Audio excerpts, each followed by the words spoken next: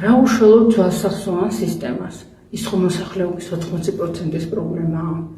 როგორც ჩემი იყო, როდესაც მე ხო საერთოდ ფსიქოლოგმა ქალმა ნუტრიციოლოგი რატო შევისწავლე, საშინელ დღეში მქონდა ხერხემალი 20 წლის ასაკიდან ძვალსახსოვან სისტემას. პირველ რიგში შეჭირდება სათანადო რაოდენობის ცოცხალი წყალი, იმიტომ რომ როგორ წარმოიშვეს სასახსრე სითხე.